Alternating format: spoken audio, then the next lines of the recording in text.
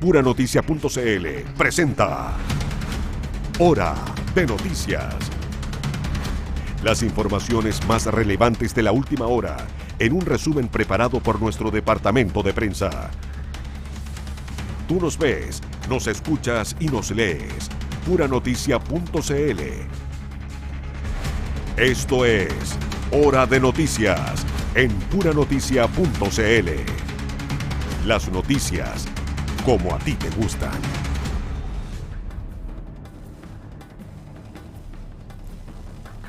¿Cómo están? Buenas tardes, gusto de saludarles. 14 grados tenemos a esta hora en Concón, Reñaca, Viña del Mar.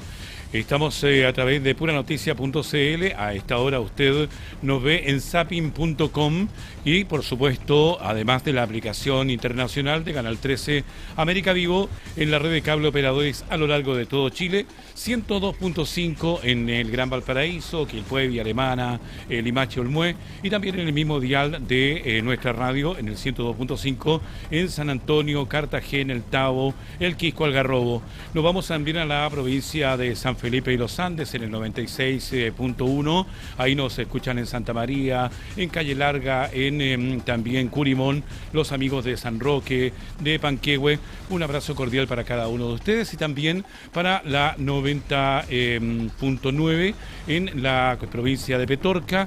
Ahí estamos en La Ligua, Petorca, en Papudo, Zapallar, también en las Salinas de Puyalle, en Los Vilos, porque también llegamos en el mismo punto del dial, 90.9 a la región de Coquimbo. A todos ellos, a ustedes que ya nos están viendo a través de la televisión en Puranoticia.cl, les decimos buenas tardes, bienvenidas, bienvenidos a Hora de Noticias.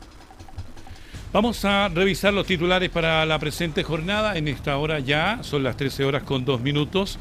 Vamos de inmediato con los titulares. CADEM, a aprobación del presidente José Antonio Kast, cae a su nivel más bajo desde el inicio de su mandato.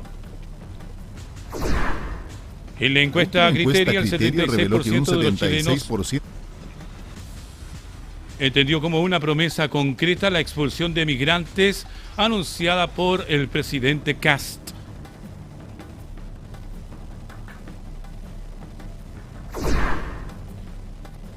Vamos en otro tema porque el proyecto de reconstrucción nacional entra en la semana clave y se encamina hacia su paso al Senado. Más titulares: Gobierno Regional de Valparaíso deja de financiar fiestas y ferias de los 38 comunas de la región. Ministro de Transporte pone en duda el tren Valparaíso-Santiago y asegura que fue anunciado sin estudio. Gobierno frena Aeropuerto Internacional de Concón. Rodrigo Mundaca acusa que el proyecto fue metido al cajón, o sea, lo encojonaron. Exalcalde de Santa María fue formalizado por abuso sexual y salió de la municipalidad de San Esteban. Las 13 horas con 5 minutos ya, vamos al desarrollo de las informaciones porque autoridades encabezadas por el delegado presidencial regional entregarán cifras actualizadas y detalles de procedimientos policiales recientes junto a Carabineros, la PDI y otras instituciones que además posibles anuncios o evaluaciones de delitos y contingencia regional. Tenemos para eso contacto con nuestra unidad móvil. Está el periodista Daniel Sonino con nosotros. Adelante, Daniel. Buenas tardes, bienvenido a Hora de Noticias. ¿Cómo estás, Ricardo? Muy buenas tardes. 13:05 minutos, vamos con la información, porque desde la Delegación Presidencial Regional en Valparaíso, autoridades regionales realizaron un nuevo balance respecto a la seguridad.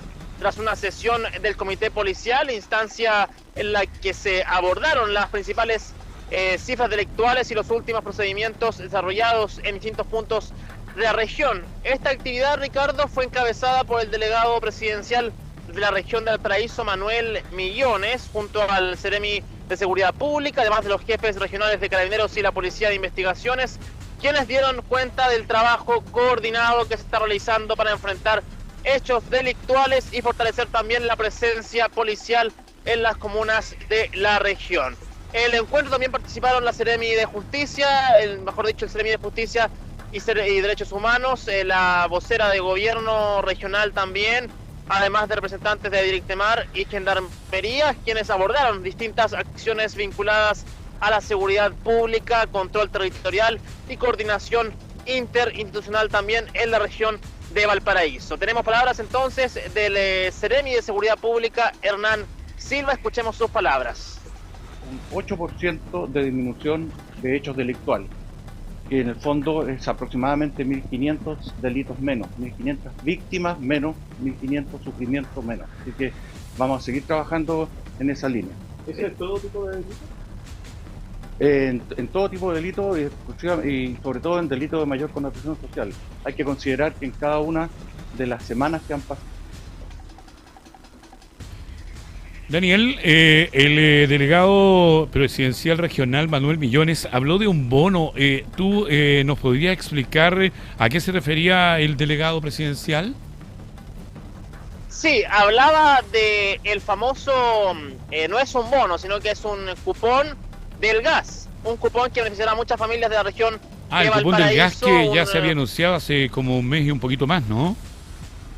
Exactamente, el cupón del gas finalmente ya estará disponible acá en la región de Valparaíso.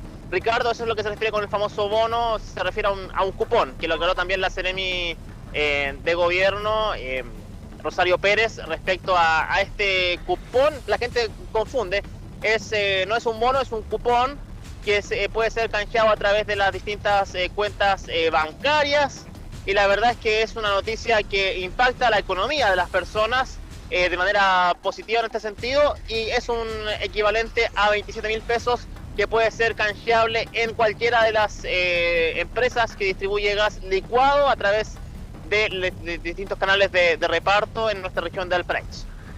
Gracias, Daniel, por aclarar el punto, porque creo que así como nosotros teníamos la duda, también nuestros auditores, televidentes y lectores pueden tener la misma duda, ¿no? Sí, así es. Y hay que detallar también, Ricardo, que este cupón o bono, mejor cupón, digámosle cupón, está enmarcado en el plan Chile Sale Adelante, donde el gobierno de Chile entrega un apoyo único y extraordinario para mitigar el impacto del alza del precio del gas licuado en la calefacción de los hogares. El cupón equivale a, como te decía, a 27.000 pesos y sirve exclusivamente para comprar gas licuado. Está dirigido a hogares de hasta el 80% más vulnerable del registro social de hogares al 16 de abril del 2026 en todo el país, y se puede activar este cupón ingresando con la clave única desde hoy, 18 de mayo. Entonces se puede ingresar hasta el 30 de junio con la clave única a la página cupondegas.gov.cl. O sea, es totalmente fácil poder ingresar y poder también saber si estás dentro del listado de beneficiados con este vale, que es un vale de gas. Exactamente, hay que activarlo ingresando con la clave única a la página, como te decía, cupondegas.gov.cl. Y claro, tiene unos pasos a seguir. Por ejemplo, hay que activarlo ingresando con la cuenta, con la clave única, bien digo, y solicitando la activación del cupón de gas licuado. El segundo paso es tener la cuenta RUT activa, y hay que presentar el cupón digital en la aplicación RUT Pay o aplicación Banco Estado, o también imprimirlo presencialmente en la caja vecina más cercana. Y el tercer paso es usarlo. Hay un pago entonces presentando el cupón de gas licuado de 27.000 pesos en los distribuidores adheridos hasta el 30 de septiembre. Hasta el 30 de septiembre se puede canjear este beneficio, Ricardo. Se puede canjear el gas, el balón de gas. Bien, gracias. A ver, vamos a decir que este es el contenido del galón, porque no va a faltar la gente que va a pensar que le van a entregar un galón de inmediato y es solamente el contenido del gas licuado que es el que se le entrega, porque muchas veces uno entiende lo que quiere, Daniel.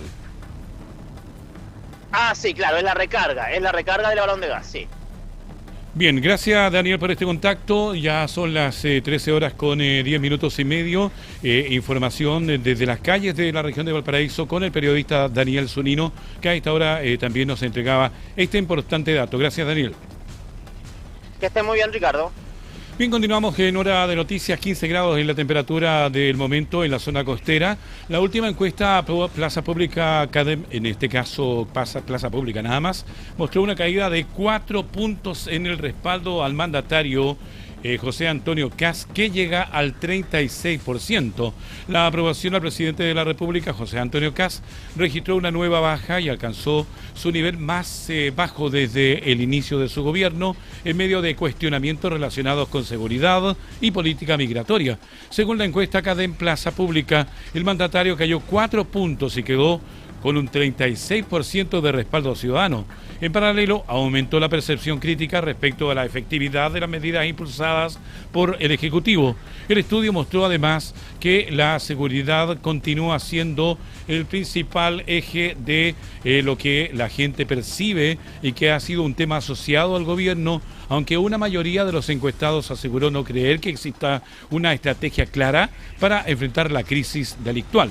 Ahora, en materia migratoria, la encuesta reflejó un fuerte respaldo ciudadano a las medidas más restrictivas, incluyendo incluso expulsiones, sanciones a empleadores que contraten migrantes irregulares y también mayores controles fronterizos. Vamos a continuar con las encuestas porque la última encuesta Criteria abordó las declaraciones del mandatario, quien aseguró que su compromiso de expulsar a 300.000 migrantes el primer día de gobierno era una metáfora. El sondeo también reveló un aumento en la desaprobación de la actual administración de gobierno.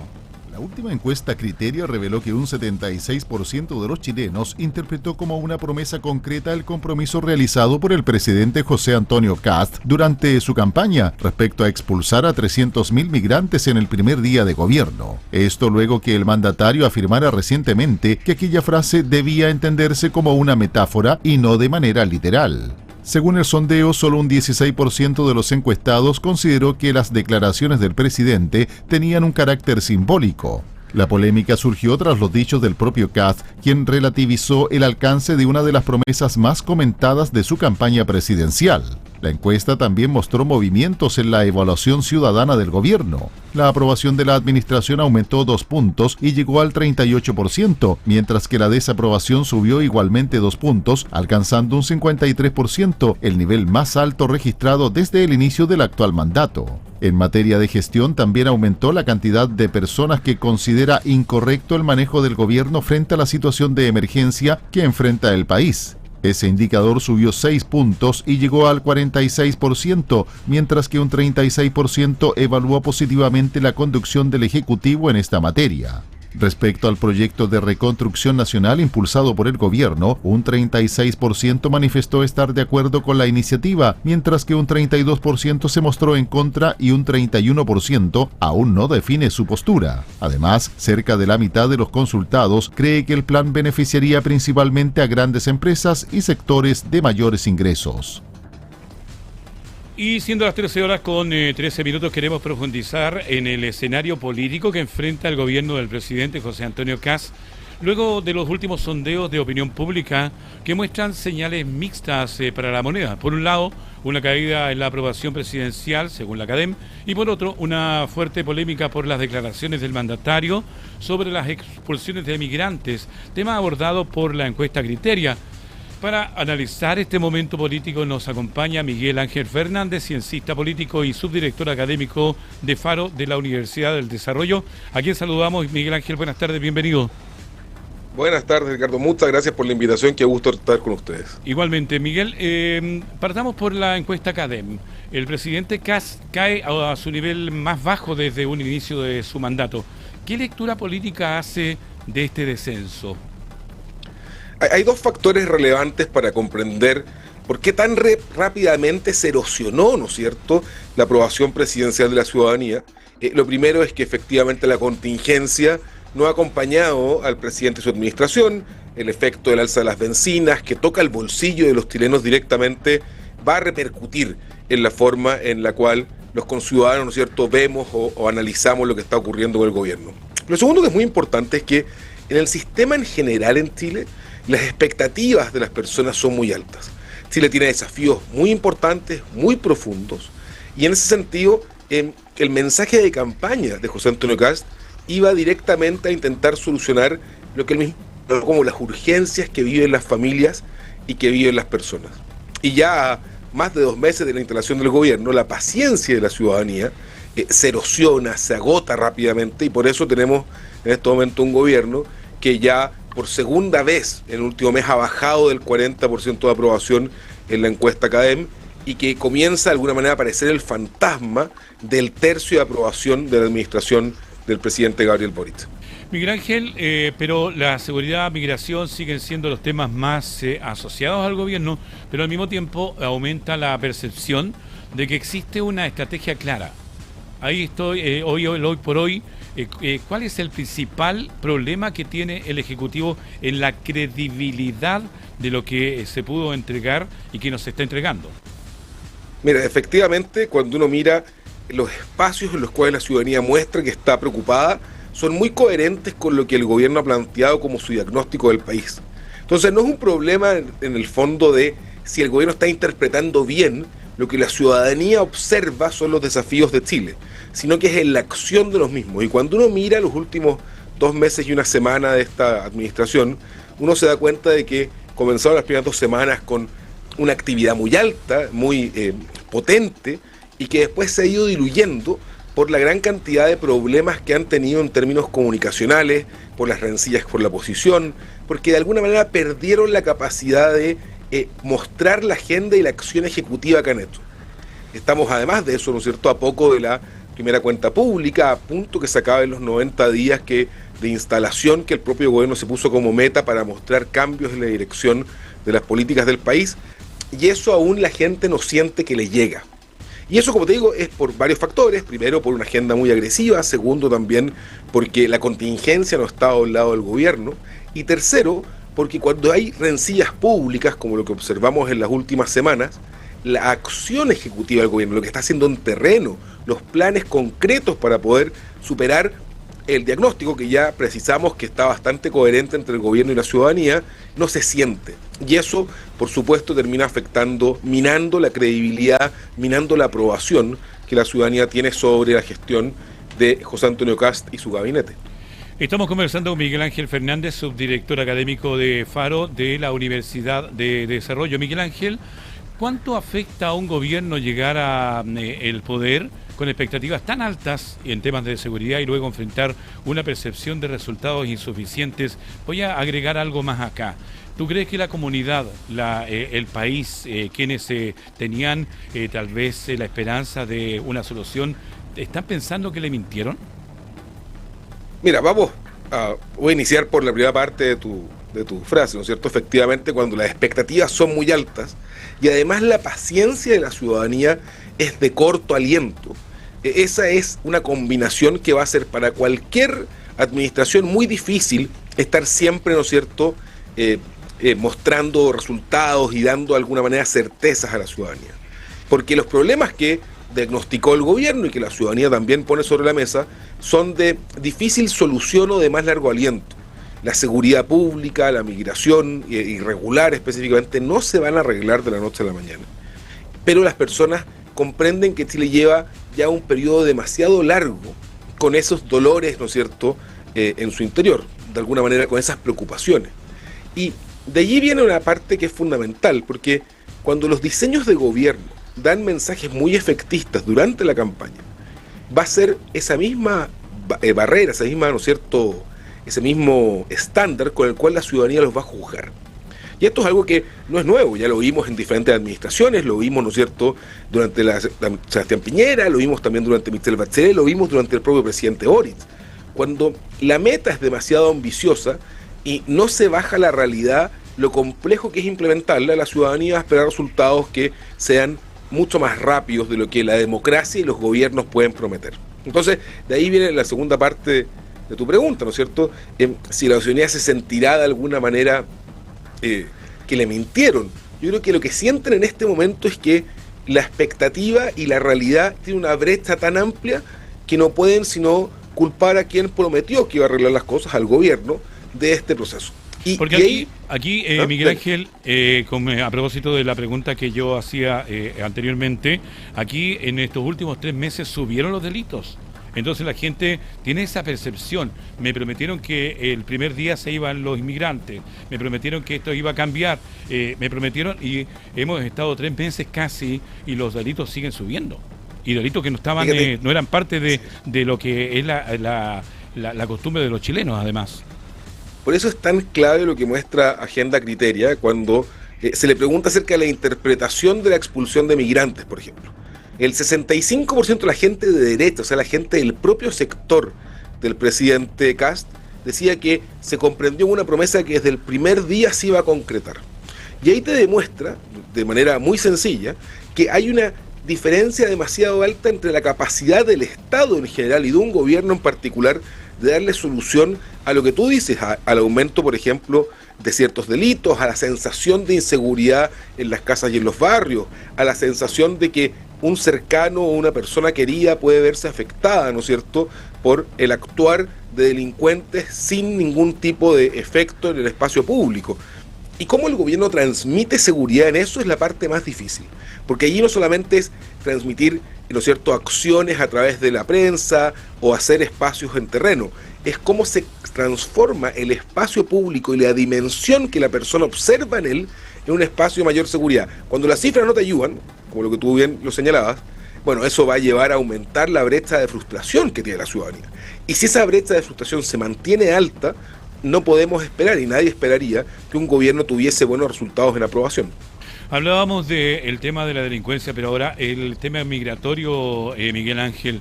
Criteria muestra que un 76% entendió como una promesa concreta la expulsión de los 300.000 migrantes, ¿no? ¿Fue un error político del presidente intentar reinterpretar esa frase como una metáfora?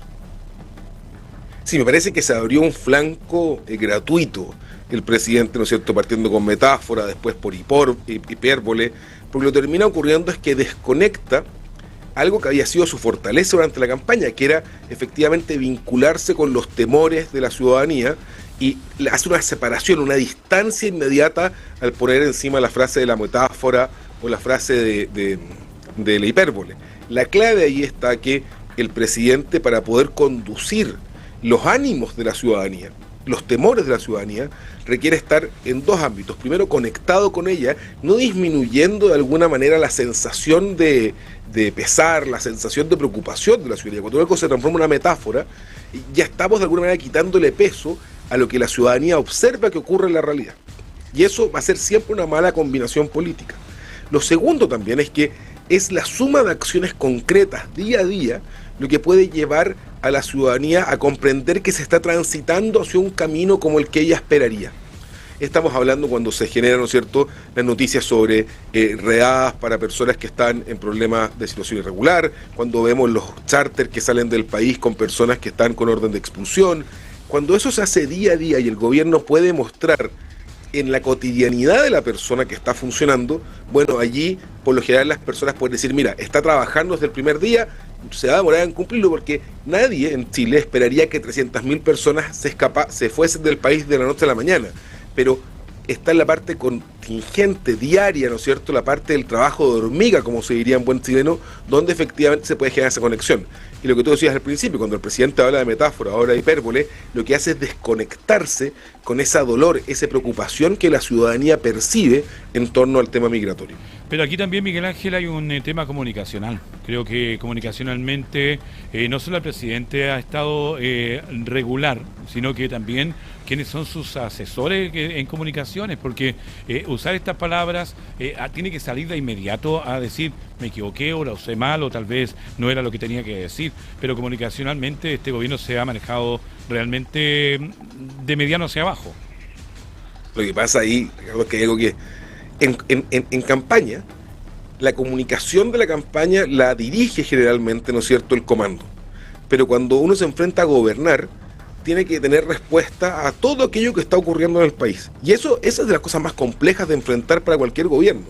No solamente es la habilidad de un vocero lo que permite de alguna manera articular el mundo distinto, también es que cada palabra tiene un efecto muy directo sobre la ciudadanía. O sea, pensemos lo siguiente, toda la intervención del presidente Kast esa vez fue la palabra, ¿no es cierto?, básicamente metáfora, la cual terminó dominando la discusión pública. Y por eso, generalmente los presidentes tienen equipos de asesores, como tú bien lo señalas detrás, que se preocupan hasta de la coma en cada intervención pública. Y cuando se salen de ese libreto, pueden quedar expuestos a los errores comunicacionales. La pregunta es, ¿el gobierno actual tiene un libreto claro para que el presidente se pueda manejar? y tiene un libreto claro también para que los diferentes ¿no es cierto?, grupos, los ministros, subsecretarios que salen a la luz pública, a los cuales los medios de comunicación con justa razón les piden, ¿no es cierto?, cuñas, les piden que expliquen lo que están haciendo en sus carteras. ¿Existe eso? Porque si no existe ese hilo comunicante completo, la exposición al error es mucho más alta y terminamos viendo que una palabra, metáfora en este caso, termina separando al presidente de los dolores de la ciudadanía y generando efectos en las encuestas y en la forma en la cual la ciudadanía valora el trabajo del gobierno hecho durante estos últimos 2 meses. Conversamos con Miguel Ángel Fernández, subdirector académico de Faro de la Universidad de Desarrollo. Miguel, también llama la atención que suba tanto la aprobación como la desaprobación en Criteria.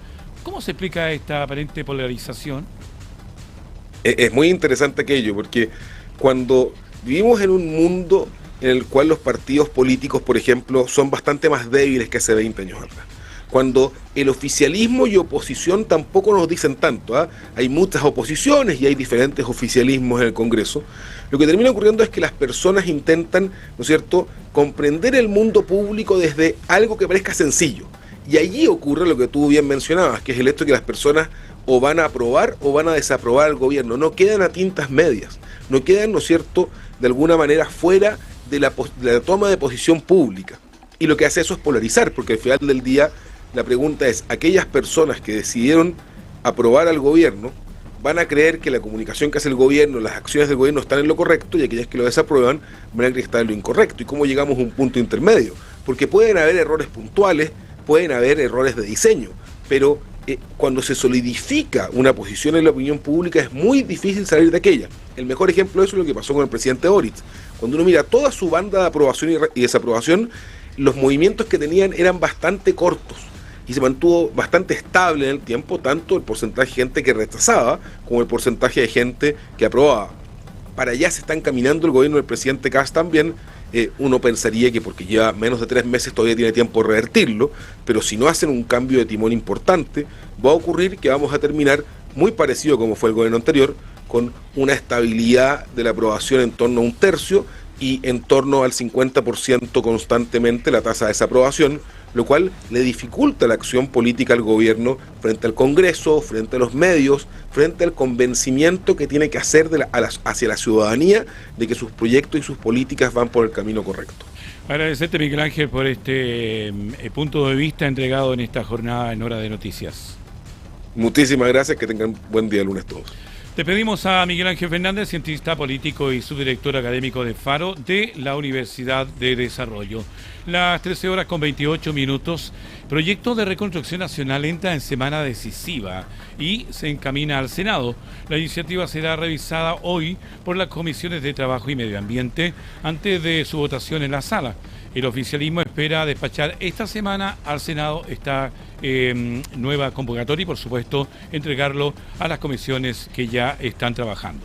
El proyecto de reconstrucción nacional entra en su fase clave en la Cámara de Diputados, luego de avanzar en la Comisión de Hacienda y comenzar su revisión en Medio Ambiente. La iniciativa busca agilizar inversiones y simplificar permisos para acelerar proyectos estratégicos. Entre los principales cambios se propone modificar normas ambientales y acuícolas, incluyendo la eliminación de ciertos ingresos obligatorios al sistema de evaluación de impacto ambiental para recolalizaciones y ajustes menores de concesiones. La propuesta también contempla un sistema de cobros progresivos para concesiones acuícolas sin uso, además de mecanismos para fortalecer la coordinación ambiental y reducir tiempos de tramitación técnica y administrativa. El debate ha generado controversia debido a que sectores ambientalistas advierten posibles flexibilizaciones excesivas, mientras que el gobierno sostiene que las medidas permitirán aumentar la inversión y dinamizar el crecimiento económico.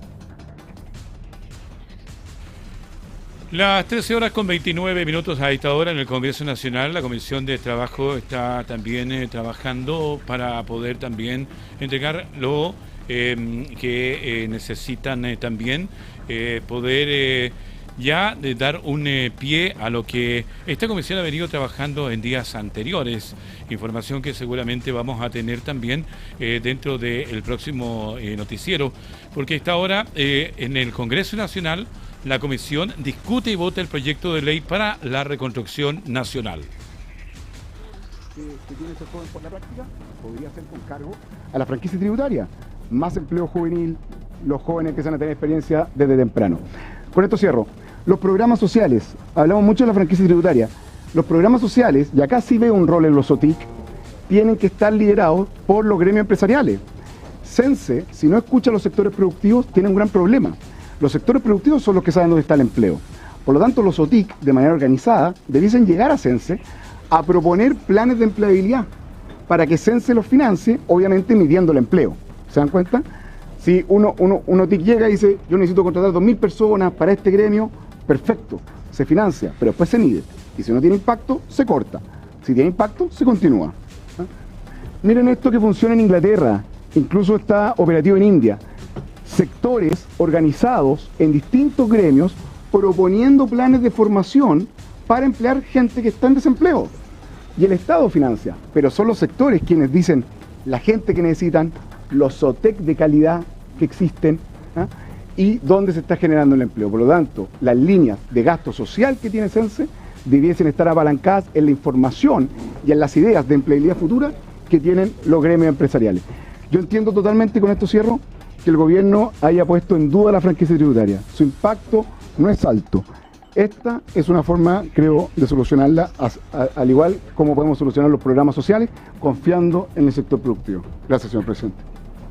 Muchas gracias, don Ricardo Ruiz. Ofrece la palabra para preguntar a la diputada Llomas, diputado Sandón y el diputado Ulloa en ese orden. Tiene la palabra, diputada Llomas. Gracias, presidente. Bueno, lo primero, saludar, ¿cierto?, a los invitados, agradecerles su exposición. Teníamos varios invitados y quiero constatar eso, que solicitaron también a la Comisión de Trabajo poder ser escuchados. Yo creo, presidente, que es importante tener en consideración las opiniones de quienes son parte de este sistema. Y yo en eso, presidente, yo espero que en algún momento, cierto, el ministro también pueda responder y hacerse cargo de las intervenciones de los invitados, pero también de las nuestras, a propósito de esta derogación de la franquicia, porque al final del día, si uno junta, cierto, esta derogación de la franquicia sin que exista alguna propuesta que vaya a reemplazar, o sea, acá en el proyecto de ley solamente se presenta esto, porque uno podría compartir varias de las, digamos, visiones negativas de cómo funciona el sistema, pero no se puede llegar simplemente a decir se deroga y fin de la historia. O sea, me parece una irresponsabilidad tremenda con el Sistema Nacional de Capacitación. Pero si a esto le sumamos los recortes que actualmente están y que me gustaría también que fueran respondidos por parte del ministro del Trabajo, que en el caso del presupuesto total del CENSE asciende a 45%, una disminución de 123.000 millones de pesos, lo cual va a tener impacto. Si a eso le sumamos este proyecto de ley, o sea, el general es que estamos terminando con el Sistema Nacional de Capacitación del país. Y a mí eso me preocupa porque tiene implicancia en trabajadores, trabajadoras que están viendo, que de hecho ya están recibiendo capacitaciones, que están pensando en ello. Yo me pregunto si esto es coherente con la política que tenía el gobierno y que escuchamos en esta comisión. Yo creo que es importante lo que ya se está trabajando en la Cámara de Diputadas y Diputados en este proyecto de reconstrucción, que entra en una semana clave en el Congreso y que se está dando en la comisión, que hoy ya debería tener el trabajo prácticamente listo para poder pasarlo a sala. Vamos a hacer el primer alto de la jornada y ya estamos de vuelta con más Hora de Noticias a través de puranoticias.cl. Ya volvemos. Estamos presentando Hora de Noticias. Lunes 18 de mayo, 13 horas con 38 minutos, 22 minutos faltan ya para las 14 horas. Revisamos titulares de esta edición. CADEM, aprobación del presidente José Antonio Kast cae a su nivel más bajo desde el inicio de su mandato. Criteria, 76% de los chilenos entendió como una promesa concreta la expulsión de migrantes anunciada por Kast. Proyecto de reconstrucción nacional entra en semana clave y se encamina al Senado. Gobierno regional de Valparaíso dejará de financiar fiestas y ferias en las 38 comunas. Ministro de Transporte pone en duda el tren Valparaíso-Santiago y asegura que fue anunciado sin estudios. Gobierno frena Aeropuerto Internacional de Concón. Rodrigo Mundaca acusa que el proyecto fue metido al cajón. Exalcalde de Santa María fue formalizado por abuso sexual y salió de la municipalidad de San Esteban. El gobernador Rodrigo Mundaca aseguró que los recursos del GORE serán priorizados en salud, vivienda y seguridad, poniendo término al financiamiento para las celebraciones, exposiciones y ferias comunales de carácter masivo. Un importante cambio en la asignación de recursos públicos anunció el gobierno regional de Valparaíso. Lo hizo Rodrigo Mundaca, quien confirmó a puranoticias.cl que el GORE dejará de financiar fiestas, ferias y exposiciones en las 38 comunas de la región. Una decisión que ya fue discutida junto al Consejo Regional. Según explicó la autoridad, la medida responde a una redefinición de prioridades presupuestarias, enfocando los recursos regionales en áreas consideradas más urgentes, como salud, vivienda y seguridad. La decisión podría impactar directamente a tradicionales actividades comunales y productivas que durante años recibieron apoyo financiero del gobierno regional, entre ellas ferias costumbristas, muestras agrícolas, celebraciones patrimoniales y eventos turísticos como la Expo Quillota. Pese a ello, Mundaca defendió la determinación y aseguró que el GORE nunca financió pan y circo, sino actividades vinculadas al fomento productivo y al desarrollo económico local. El gobernador además descartó un eventual quiebre con el alcalde de Quillota, Luis Mella, luego de las diferencias surgidas por el financiamiento de la Expo Quillota 2025, asegurando que mantienen una relación de trabajo activa y permanente en distintos proyectos para la comuna. Con esta nueva política regional, municipios y organizaciones deberán buscar otras vías de financiamiento para concretar futuras actividades masivas, ya sea mediante recursos municipales, fondos sectoriales o apoyo privado.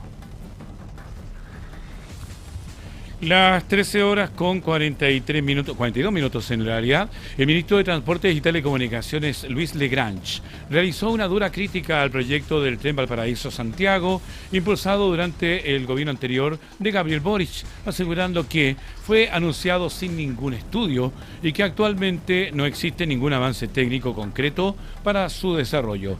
En entrevista con Radio Pauta, el secretario de Estado sostuvo que la iniciativa sí tiene mérito y que una conexión ferroviaria entre ambas regiones es necesaria, pero afirmó que el proyecto fue presentado sin ingeniería conceptual ni de detalle.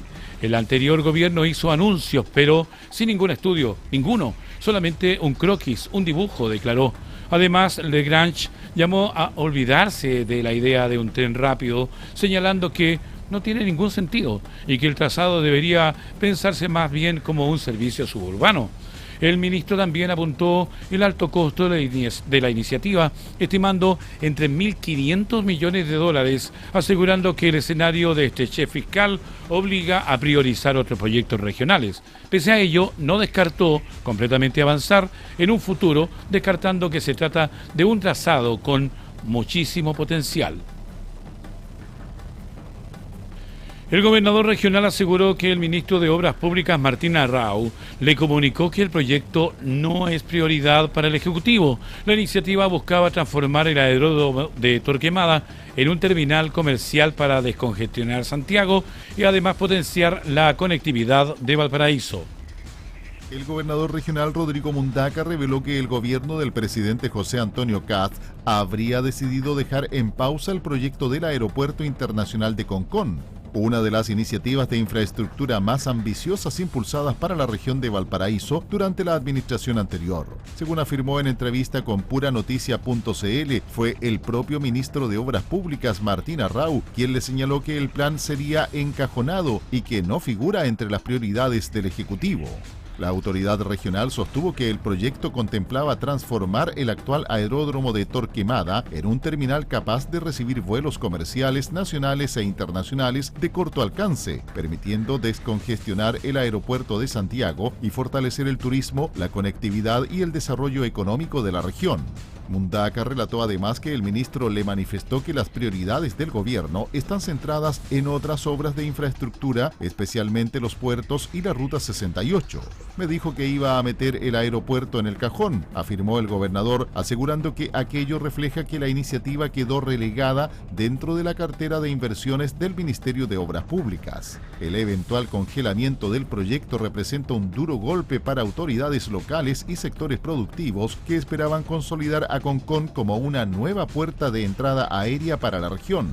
La iniciativa también prometía generar empleos, atraer inversión privada y disminuir la dependencia de Santiago en materia aeroportuaria. Frente a este escenario, el gobernador adelantó que buscará apoyo transversal de parlamentarios y alcaldes para intentar revertir la postura del Ejecutivo. Además, advirtió que seguir postergando proyectos de conectividad para la región profundiza la centralización y limita el desarrollo económico y turístico de Valparaíso.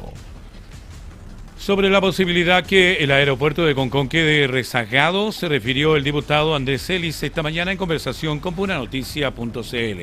Lo revisamos a continuación. Y preocupado por nuestro Concón. Quiero, antes de ir al tema salud, que nos convoca, ¿cierto, diputado? ¿Qué le parecen las declaraciones del gobernador Mundaca, que nos da a conocer en entrevista en Pura Noticia que su gobierno, el de CAS, nos dejó sin aeropuerto aquí en Concón? Leí la entrevista y escuché las declaraciones del gobernador Mundaca, pero él dijo que él interpretó al ministro de Obras Públicas, partamos por eso, sobre que este proyecto de la dijo que meterlo al cajón. Dijo otra palabra, encajonar. Encajonar. O sea, primero, yo le digo respeto al gobernador Mundaca, me gustaría hablar con el ministro de Obras Públicas primero, para preguntar cuál es el timing del aeropuerto en Concón. Si le señaló ese concepto y se expresó con esas palabras, me gustaría preguntarle al ministro de Obras Públicas si es cierto o no es cierto, y en definitiva conocer lo oficial y lo formal respecto a este proyecto. Porque uno en la vida no puede andar caminando o viene ejerciendo actos de gobierno o de responsabilidad pública por dimes y diretes, por lo que yo pensé que dijo, por lo que me habría señalado.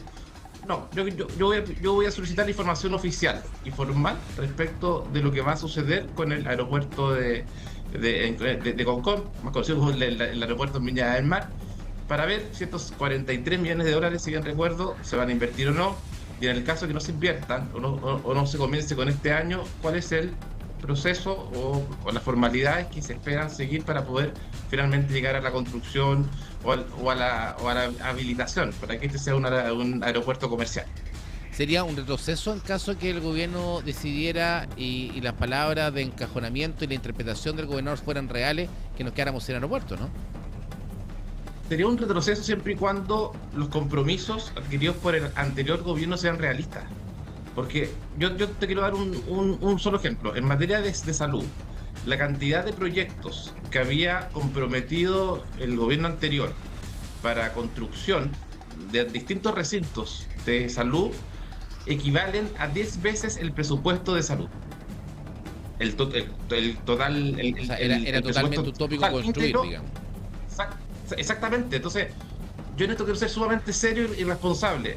Yo desconozco si el gobierno anterior en distintas obras, en distintas licitaciones, comprometió mucho más allá del presupuesto. Y de ser así, lo que me cabe a mí, como diputado, fiscalizador, es el compromiso de este gobierno, siendo realista, de cómo se van a desarrollar los distintos proyectos en las diversas áreas que implica no tan solo el Ministerio de Obras Públicas, sino como el Ministerio de Salud. Y te reitero, la cantidad de proyectos comprometidos por el anterior gobierno comprometían 10 veces el presupuesto de salud. O sea, recién en 10 años tendrías que agotar todo el presupuesto de salud para poder levantar esos proyectos comprometidos por el anterior gobierno, reitero, en materia de salud. Estamos a 12 minutos de las 14 horas. En Hora de Noticias revisamos la entrevista que Jorge Vega realizó al gobernador regional Rodrigo Mundaca, quien abordó el escenario político nacional y regional con duras críticas al gobierno del presidente José Antonio Kast. La autoridad aseguró que el mandatario merece nota roja tras sus primeros 2 meses de gestión y cuestionó fuertemente decisiones adoptadas por la moneda. Durante la conversación, Mundaca también lanzó críticas sin filtro contra el ministro Iván Poduje y el delegado presidencial Manuel Millones, apuntando a la gestión regional y al manejo también de temas claves para Valparaíso. Yo siempre he dicho de que cuando se trata de trabajar por el bienestar no hay frontera ideológica, y doy prueba de eso todos los días. Sí, la frontera ideológica siempre ha sido un punto para usted y siempre lo ha puesto en el camino. Pero quiero llegar a esa frontera ideológica para que empecemos a analizar y desmenuzar cómo han sido estos 2 meses de nuestro presidente José Antonio. ¿Qué nota le pone al presidente de 1 a 7? Un 3. Ah, mire, yo pensé que iba a ser más categórico. No, un 3. Un 3. Ah, usted lo califica incluso mejor que lo que podemos calificar No, nosotros. un 3. ¿Por qué un 3? Un 3 porque creo que todavía le doy el mérito de la duda con respecto a que algunas cosas que para él fueron su caballo de batalla. El tema de la seguridad. Mira, te voy a hablar de lo que yo conozco hasta este minuto. Yo conocí a la ministra de Seguridad Steiner. Me vino a ver 2 semanas antes de que asumiera. ¿Ya? Y estuvimos conversando, me habló de cuáles eran sus prioridades, nos pidió apoyo al conjunto de gobiernos regionales en materia de seguridad. No puedo revelar en qué, pero sí dijimos inmediatamente que sí. Tenemos un proyecto que ya lo tenemos con RS y lo tenemos listo. Conozco al ministro de Obras Públicas que me fue a ver, que me dijo que su prioridad eran los puertos, que era la ruta 68. Me dijo que, y también a él lo voy a descompartimentar completamente. Me dijo que ¿El de Obras Públicas? Sí, pues, me dijo que iba a encajonar el aeropuerto. El de Concón. ¿Sabes lo que significa encajonar? No. ¿No? A ver. La misma cara puse yo. Me dijo, ¿sabe qué? Yo no sé si me va a embarrar el aeropuerto o no.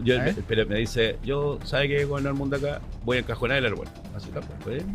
¿Y usted qué cara puso? Y yo le dije, oiga, ministro, ¿qué encajonar? ¿Qué encajonar? Exacto. Me dijo, voy a meter el aeropuerto en el cajón.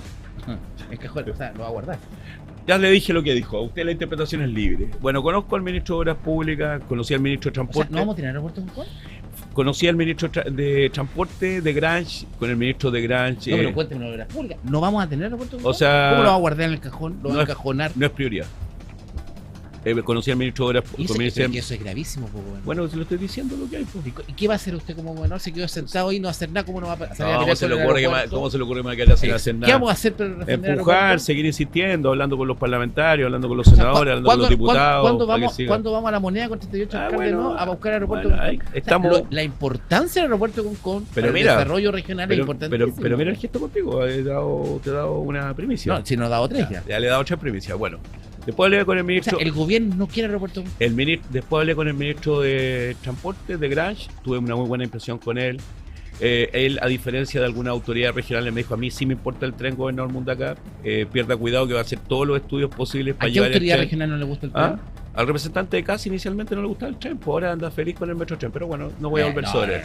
Jamás el delegado estaba en contra del tren. Pero al principio sí, pues si me salió a desautorizar. Esa fue una mala interpretación que hizo el diario Papel que a usted le gusta leer. Volvemos nuevamente. Totalmente. Volvemos nuevamente a defenderlo. Pero si no es una defensa.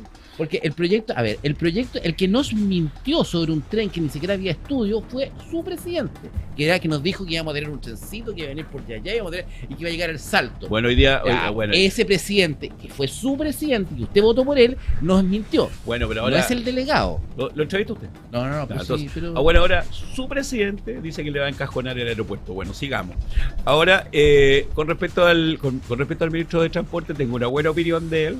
Es un tipo que conoce el país, que conoce el territorio, me dio el punto con respecto a trenes, me dijo que iba a hacer todos los estudios suficientes y necesarios. Estuve con Chomalí, la ministra de Salud también, con la cual le dije que teníamos que actualizar el convenio con Eminsal. Ella sabe que nosotros equipamos hospitales. Estuve con el subdere. Ahí tenemos un problema con el tema de los... Solamente salud entrar cortito. Tenemos un problema, gobernador. Me gustaría saber su opinión. ¿Con la rebaja? No, tenemos un problema mayor en salud, que no solamente tiene que ver con el tema de la rebaja presupuestaria, que ya nos afecta en la toma de decisiones. ¿Usted encuentra que los servicios de salud en los hospitales están politizados en su cabeza? En la estructura, en los que dirigen.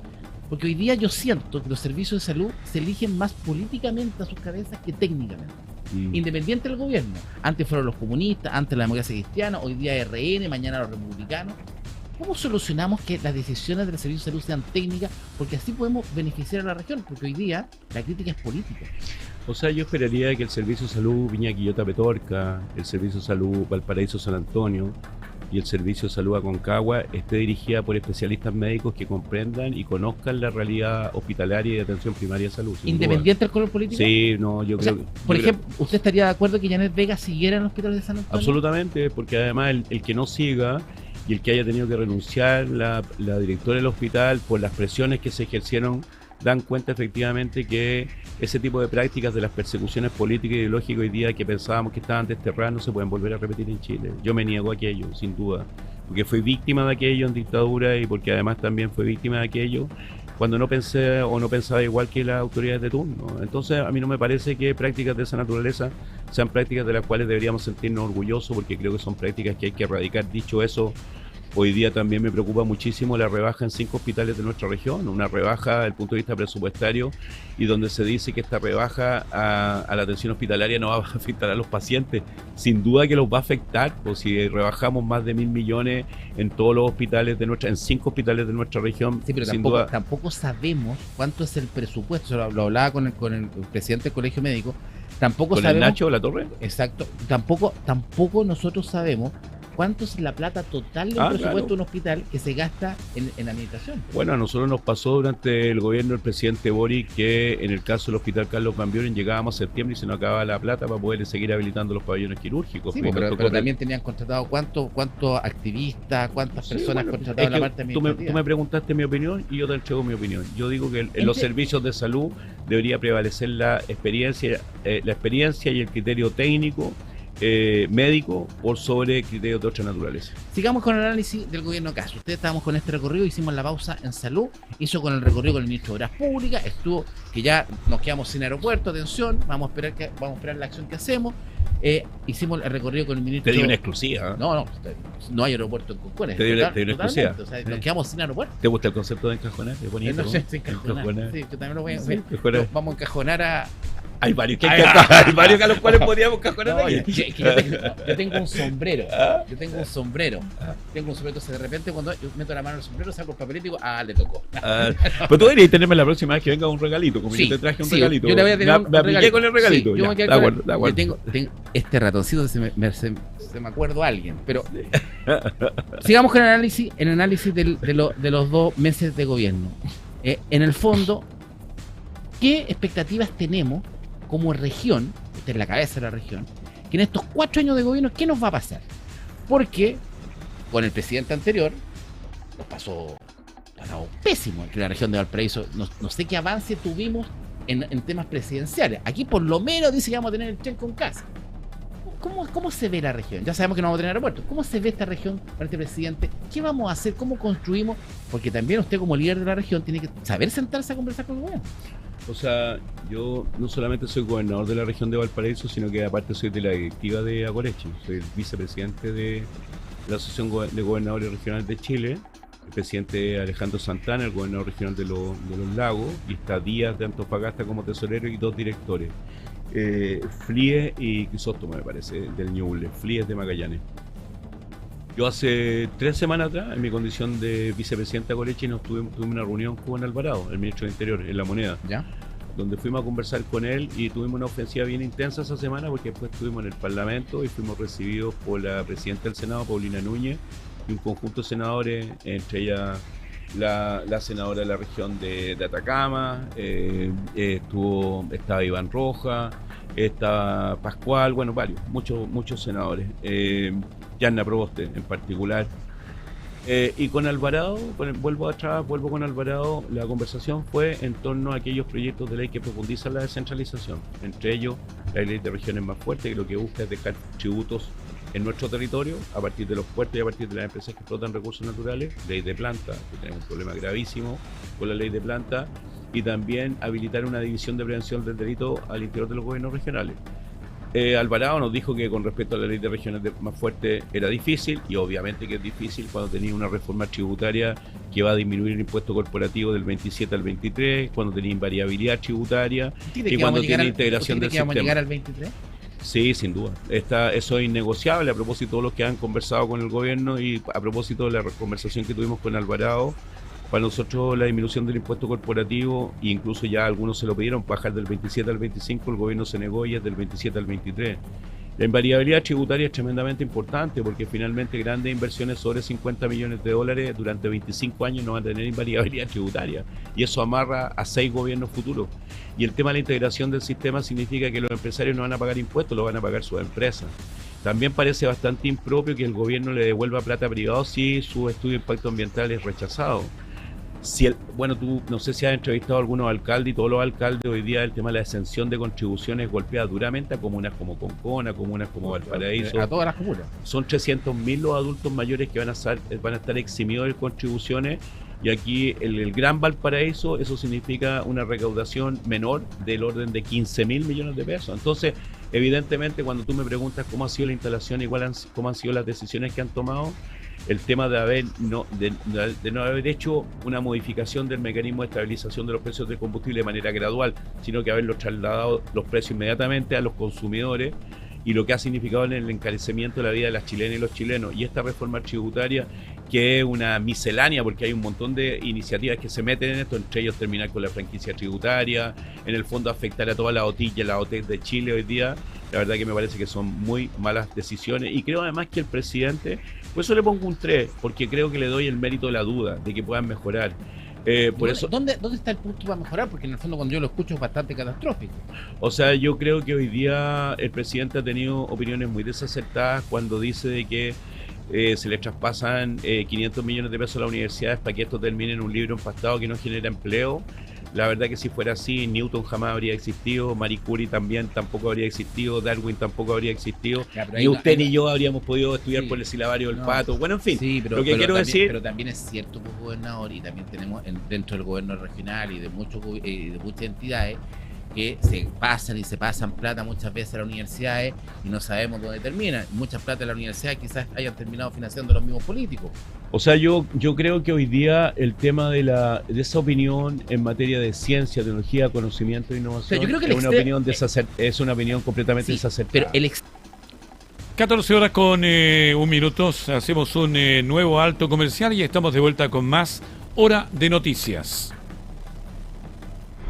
Estamos presentando Hora de Noticias.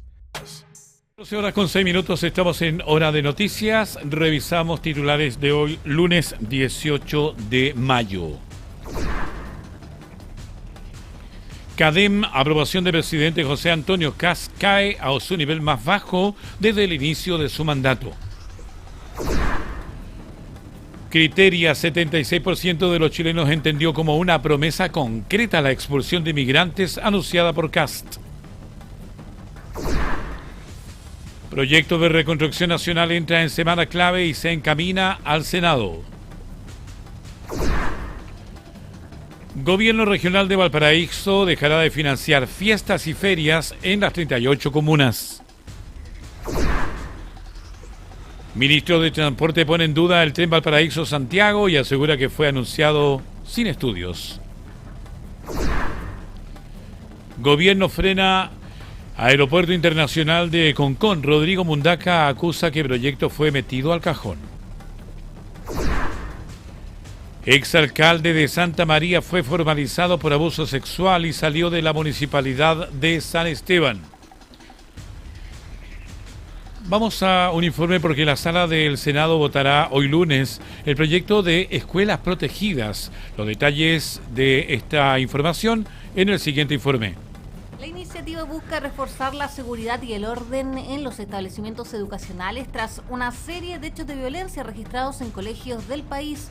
La propuesta será votada este lunes en el Senado y llega con un informe favorable desde la Comisión de Educación y contempla medidas como revisión de mochilas, bolsillos y protocolos ante sospechas de armas o posibles ataques. Uno de los puntos centrales del debate ha sido el procedimiento de revisión de mochilas y pertenencias.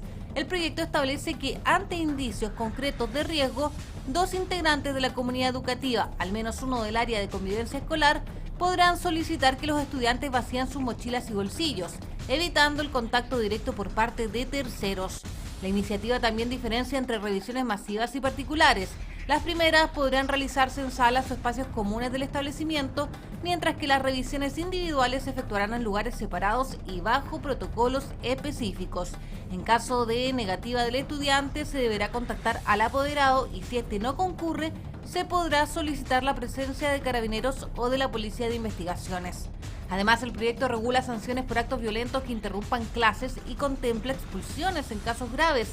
Sin embargo, excluye situaciones vinculadas a crisis emocionales, condiciones de salud, neurodivergencias o discapacidad.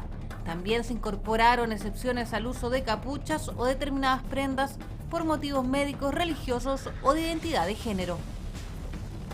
Y justamente para profundizar en este debate sobre seguridad, convivencia escolar y los límites de estas medidas dentro de las comunidades educativas, queremos conversar con la profesora Paula Ascorra de la Escuela de Psicología de la Pontificia Universidad Católica de Valparaíso sobre el proyecto Escuelas Protegidas, que este lunes será votado en el Senado y que ha abierto también una fuerte discusión por iniciativas como la revisión de mochilas y posibles expulsiones en caso de violencia. Le damos la bienvenida. Buenas tardes, Paula, gusto de saludarla. Bienvenida a Hora de Noticias de PuraNoticia.cl. Tardes y muchas gracias por la invitación. Paula, ¿qué tan grave es hoy el problema de la violencia escolar en Chile? ¿Estamos frente a una situación excepcional o es una tendencia que viene creciendo hace algunos años? Excelente pregunta, excelente pregunta. Todos los análisis desde la investigación con datos CIMSE desde el 2014 hasta el 2022 demuestran que en educación básica ha mejorado la convivencia y ha disminuido la violencia. No obstante, en educación media, desde el 2014 al 2022, desde la percepción de los estudiantes, efectivamente sí ha aumentado la violencia y ha disminuido la convivencia, siendo los establecimientos que más han empeorado los particulares pagados, ¿ya? Entonces sí tenemos un fenómeno ahí. Ahora, que haya aumentado la violencia hay que distinguir entre conflicto, violencia y delito. Entonces los hechos acontecidos en el norte de Chile son delitos y no entran en el tema de violencia. Son hechos esporádicos en Chile, muy raro, afortunadamente, ya sí nos tiene que poner alarma y tenemos que estar atentos, pero no es la tónica de todo el país, ¿ya? Y los otros hechos de violencia que vemos en Chile, ya por ejemplo lo que estás mostrando tú ahí en la imagen, más bien se concentran en un par de liceos, particularmente de Santiago. Por lo tanto, yo aquí pondría paño frío, porque no es la tónica de Chile esta tremenda violencia que se está viendo. Ahora déjame contarte, sí, que el tema de la violencia es un tema que ha ido manifestando su intensidad no solamente en Chile, sino que en todo el mundo. En América Latina hemos visto eventos de tiroteos en Brasil, esto es una pena porque antes no pasaba, y también vimos el caso en Argentina este primer semestre del homicidio de un chico. O sea, estamos ante un escenario también internacional. ¿Ah? Paula, este proyecto propone revisar mochila y bolsillos ante sospechas concretas. ¿Le parece o te parece una medida razonable o podría generar otros conflictos dentro de las comunidades escolares esta revisión? Mira, voy a hablar como desde la ciencia después de lo que me parece que en realidad va en la misma línea. Mira, en realidad, aquí hay, por una parte, hay que respetar a las comunidades educativas y lo que uno dice que toda política tiene que ser contextualizada. Hay un margen, uno la baja, la contextualiza y no se debiera aplicar así para todos exactamente igual, ¿ya? Lo digo aquí porque en realidad lo que dice la evidencia internacional, que estas medidas de control, ¿ya? Finalmente pueden ayudar, pero no contribuyen a la eliminación ni a la gestión de la violencia. En realidad la violencia no se gestiona, ¿ya? La violencia se elimina, se erradica, hay que sacarla. Y eso obviamente pasa por una serie de prácticas y de desarrollo de habilidades y de identificación y de gestión del conflicto. O sea, generalmente la violencia parte porque algo pasa entre adultos y estudiantes, entre estudiantes, y muchas veces esos fenómenos que son de crisis, no le ponemos toda la atención, escalan, se convierten finalmente en actos de violencia. Pero en realidad siempre van a estar. Por lo tanto, en realidad lo que hay que hacer es tratar de ver qué está pasando ahí, de negociar, de hablar, de deliberar. Un tema de pórtico, por ejemplo, revisión de bolsillos y de mochila, lo que se está proponiendo, por ejemplo, una situación extremadamente grave, que tengamos toda la sospecha, que hayamos recibido amenazas, probablemente puede ser útil, pero aplicada así para todas las escuelas de Chile, la verdad que a mi modo de entender no ayuda a erradicar la violencia. Deja contarte a ti que estas medidas son medidas que se han implementado en el extranjero, no, esto no es nuevo, ¿ya? Estados Unidos implementó, cuando tenían este alcalde bien famoso en Nueva York, todas estas medidas de tolerancia cero, y la verdad que no tendieron a disminuir la violencia. Chile implementó una ley que va en una línea, que es la línea de expulsión a los estudiantes que han cometido actos de violencia grave, que podría ser parecido a esto, que es la ley Aula Segura, y vemos que sigue las noticias con el tema de la violencia y que no ha disminuido. Entonces, atención, ¿qué digo yo? Por una parte, si una comunidad educativa lo necesita, requiere cierta seguridad, hay un determinado contexto barrial, etcétera, una medida así, en caso esporádico, podría ser pertinente. Aplicada en forma general como política educativa, no creo que ayude. Conversamos con Paula Ascorra, profesora de la Escuela de Psicología de la Pontificia Universidad Católica de Valparaíso. Paula, ¿dónde crees que está el límite entre garantizar seguridad y resguardar los derechos de los estudiantes?